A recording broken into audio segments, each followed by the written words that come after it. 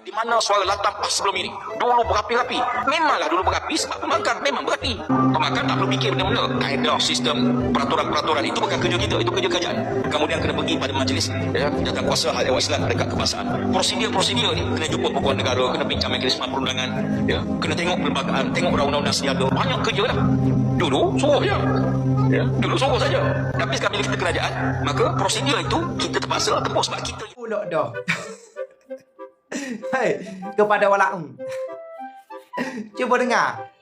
Cuba kita menhayati, berfikir ucapan Tuan Ibrahim Tuan Man ketika dia menjadi kerajaan. Tu contoh je lah, dan nyata tu. Bukan kata saya nak fitnah ke apa ke, tak ada. Dia sendiri mengakui. Dan sekarang ni dia tengah jadi pembangkang. Cuba kita tengok hari ni apa yang tidak dijanjikan oleh Tuan Ibrahim Tuan Man dan juga pemimpin PAS yang lain lah. Dia sendiri mengakui, katanya kalau jadi pembangkang ni kita kritik, senang je suruh kerajaan buat itu, buat ini. Kita bimbang, terutama sekali kepada rakyat Pahang. Saya nak sampaikan. Andai katalah Tuan Ibrahim Tuan Man ni ditakdirkan untuk menjadi Menteri Besar Pahang. Dan ketika itu dia akan menggunakan ucapan yang sama seperti mana sewaktu dia jadi kerajaan sebelum ini. Agak-agak apa rakyat Pahang hari itu akan rasa? Sebab itulah saya kata kepada rakyat Pahang ataupun mana-manalah mana-manalah kepada rakyat Malaysia. Kalau datanglah pemimpin Perikatan Nasional ke pemimpin PAS ni, kono-kono nak tawarkan nak buat itu lebih baik lah, nak janji nak buat itu, nak buat ini. Cuba minta dia bentangkan solusi dulu.